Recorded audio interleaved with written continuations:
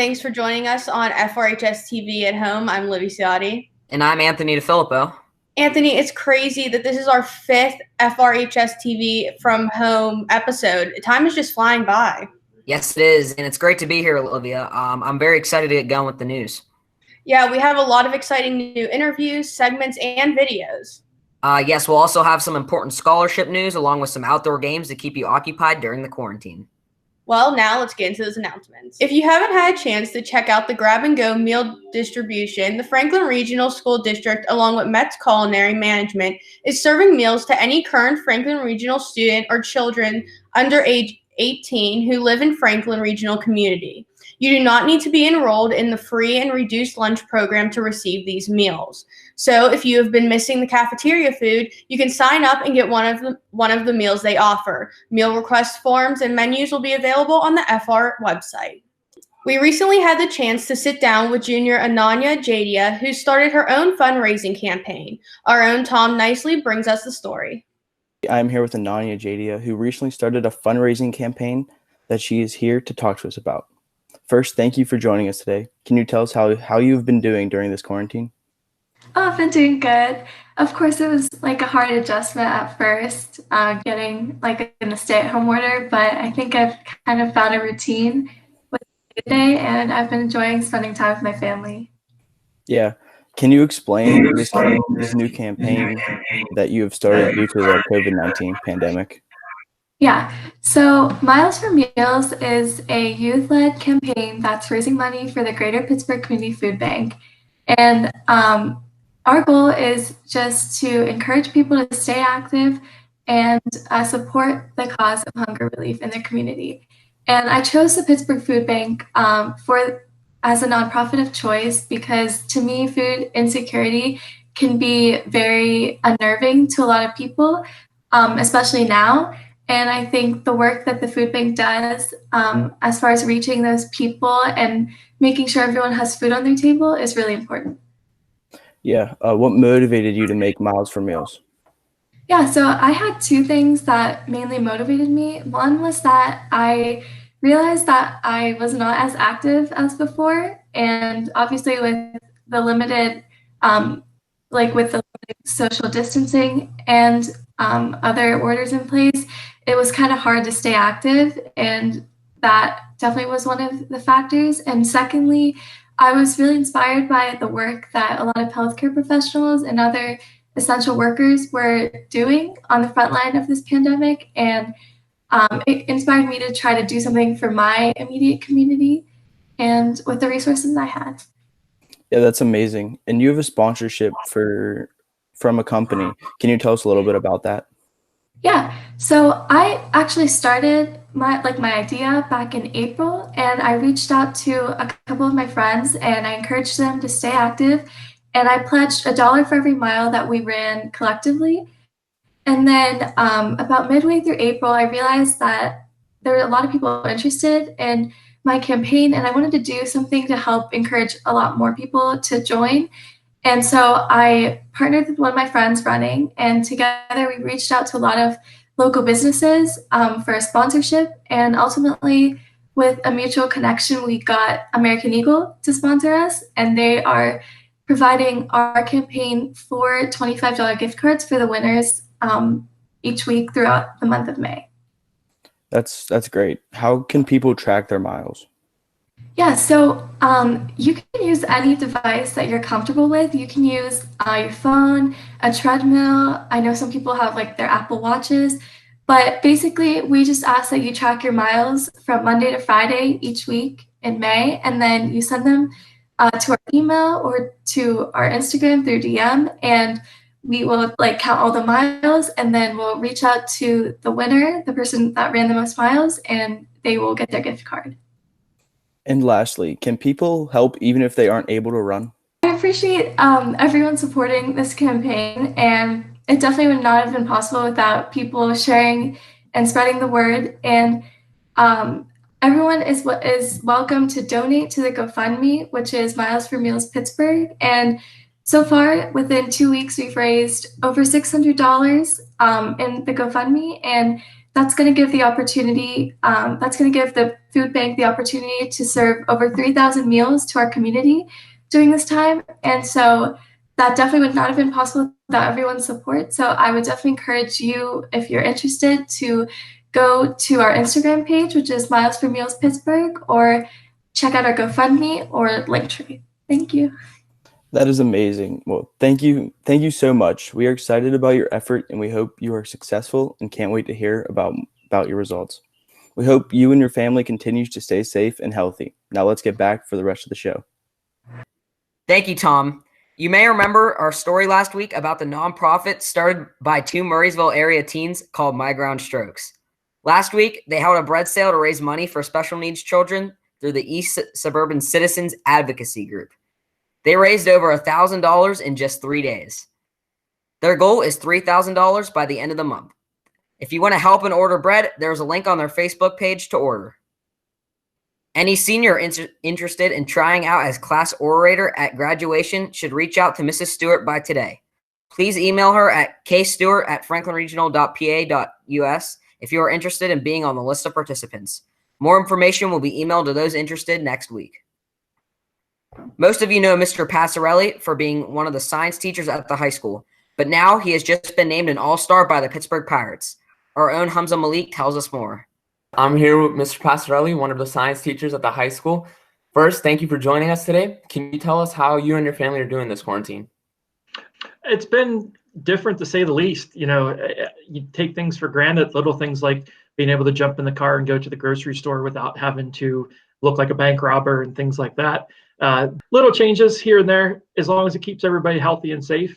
Those are little changes we can make. We're definitely going out a lot less. You know, only the essentials we're making trips out for. We used to like to go out to eat on Friday nights, but we haven't done that in a long time. We're still trying to get takeout to support the local businesses, but you know, we've reduced how much we're doing considerably. So recently it was announced that you were selected as one of the Pittsburgh Pirates all-star teachers for this year. Hundreds of teachers across the area were nominated for this award and only 18 were chosen.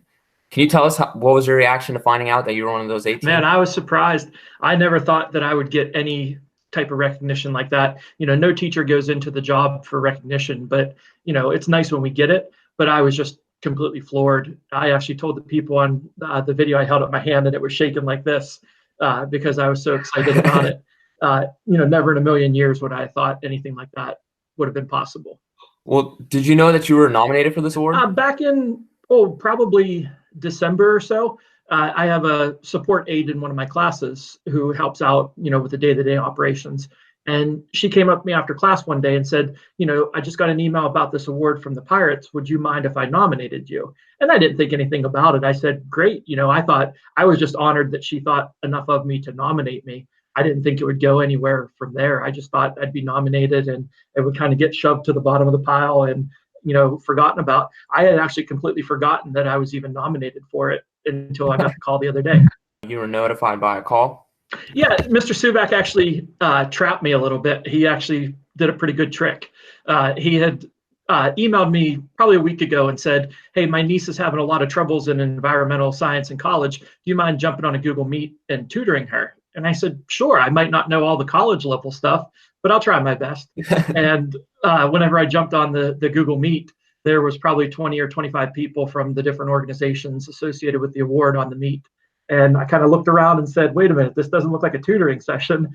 And I was looking and I was like, well, maybe these are her parents and some friends and stuff like that. And then they surprised me and let me know that it wasn't tutoring. Mr. Subak came on and apologized for being tricky and, you know, kind of fooling me a little bit. But they had me completely clueless that anything was going on. It was great.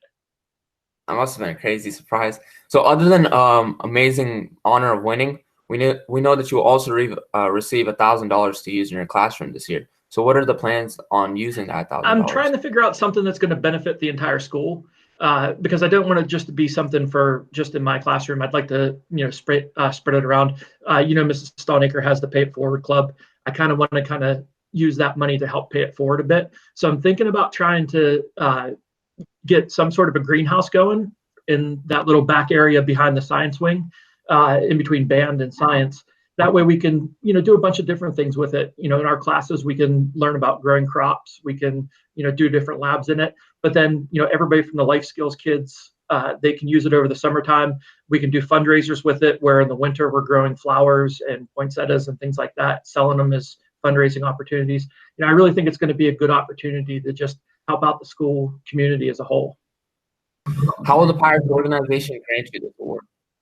Well, it was kind of neat. They came on the call. It was a group effort between the Grable Foundation, Chevron, and the Pirate Charities. So they all came onto the call, and there's different representatives from it. And then there was one box on the screen that was blacked out, and it just said Pittsburgh Pirates on it. And the Pirate Parrot was actually behind that box. Whenever he activated his camera, he had the check up there for it, and showed the check for $1,000 that we're going to get. And then they went on to explain everything else. They're going to allow me to come to a Pirates game on a Sunday afternoon when they start playing baseball. They said, if they don't start playing this year, they're going to bring me in next year once the season starts. I get to go on the field. They get to recognize me before the game starts. They said, give me the VIP treatment. Not quite sure what that means, but, I'm guessing it's going to be pretty good seats for the game and, little odds and ends tied into it there. But, they said they were going to roll out the red carpet for it. So I'm really excited about it. That's crazy. Well, it's completely well-deserved as well. Well, thank you so much. We're very happy you're part of our FR. We can call you our FR family. We hope you and your family continues to stay safe during these times. Let's head back to the anchors for the rest of the show. Thank you. Thanks, Hamza. If you would like to have a work permit for next year, you are still able to apply during the school closure. Fill out the application online and scan it along with your birth certificate to Miss Courtnage at kcourtnage@FRSD12.org.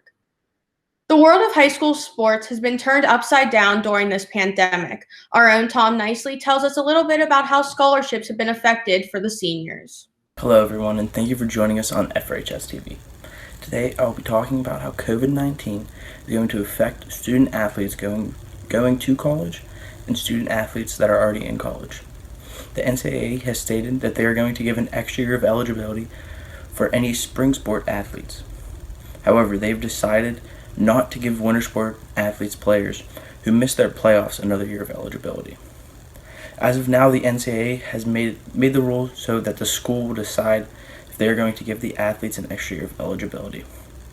The Ivy League has stated that they are going to make a unanimous decision about what they are going to do about the extra year.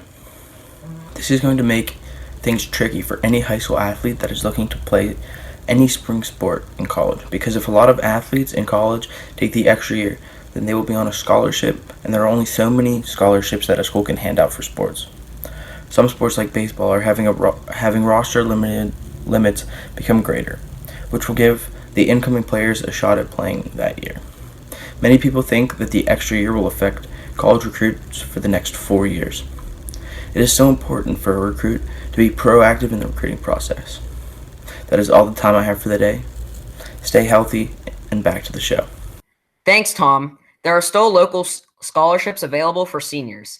The Rotary Club of Murrysville Export is offering a full scholarship to WCCC. The deadline is May 15th. And the Murrysville Garden Club is offering a scholarship as well. The deadline is May 18th. These and many other scholarships can be found on the Counseling Center webpage. Seniors, if you have received any scholarships from colleges/universities, whether you plan on attending the school or not, or individual private scholarships, please send the information to Mrs. Courtnage so that all scholarship offers can be included in the graduation program. Please include name of scholarship and dollar amount. Individual amounts will not be printed, but will be included in a grand total of scholarship money offered to the class of 2020. The deadline is May 22nd. Lots of people are using social media to keep in touch with family and friends while they're at home. Our own Brian Pampina recently put together a video of some of the funniest memes and book covers from the coronavirus. Hey guys, this is Brian, and as you know, everyone has extra time in quarantine. I came across a few creative and funny memes and alterations made to some well-known children's books. Here are a few of my favorites. The first one is The Very Hungry Coronavirus. On Monday, he ate 1 can of beans, but he was still hungry. On Tuesday, he ate 2 frozen pizzas, but he was still hungry. On Wednesday, he ate 3 cookies, but he was still hungry. On Thursday, he ate 4 Pop-Tarts, but he was still hungry. On Friday, there was no food left, but he couldn't get an Amazon Fresh delivery slot. The next one is 1 glove, 2 gloves, red glove, blue glove. From there to here and here to there. Latex gloves are everywhere. And here are a few others. Enjoy.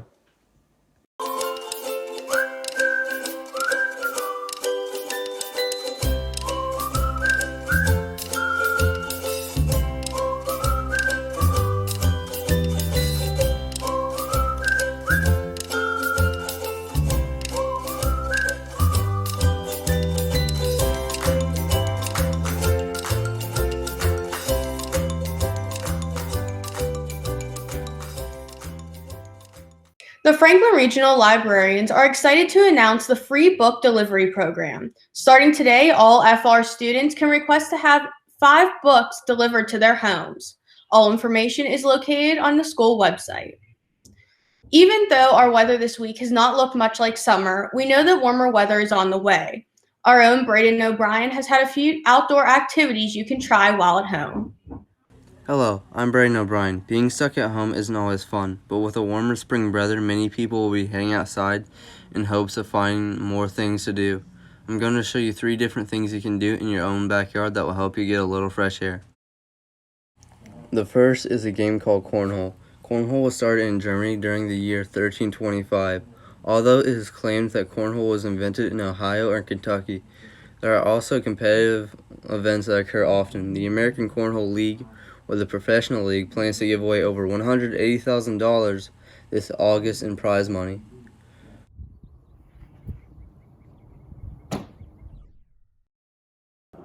The second sport is skateboarding. Skateboarding was invented in the 1940s or 50s in California when surfers wanted something else to do when the waves were flat. If you want a skateboard, then there are many styles and shapes for you to choose from. Classic skateboards cost around $10 when pro skateboards can cost much more.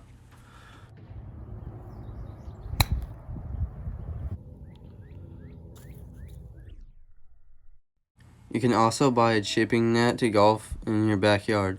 Small nets can cost $40 and a full-size net can cost at least $40. It is nearing summer with beautiful weather outside, and you can practice for the golf season coming up without ever having to leave the comfort of your own home. Thanks, Braden. The movie industry has been trying to figure out how to deal with theaters being closed. Our own Ryan Luck tells us a little bit more about some upcoming movies. Thanks, guys, and welcome to my movie segment, where I'll be updating you on what's been going on in the world of movies.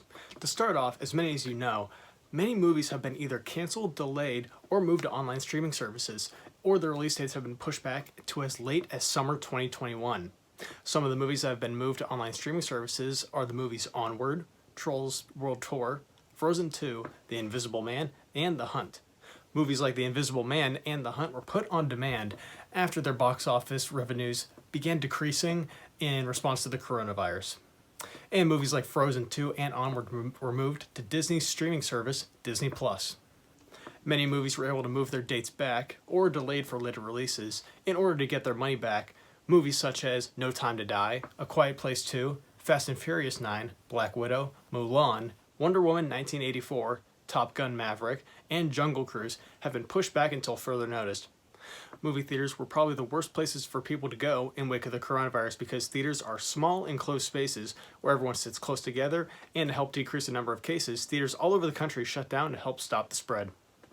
Some movies were even delayed while they were in pre-production. Movies such as The Matrix 4, The Batman, Venom 2, John Wick 4, and the Saw spin-off, Spiral, have been pushed back indefinitely, and we will likely not see these movies for another year or two. While unfortunate, we need to remember that these actors, filmmakers, and producers making these movies also have to look out for each other, and right now, safety comes before entertainment. These movies will eventually be completed, and audiences will have to accept that these movies will take more time to complete. That's all the news I have for now, and please enjoy the rest of the show.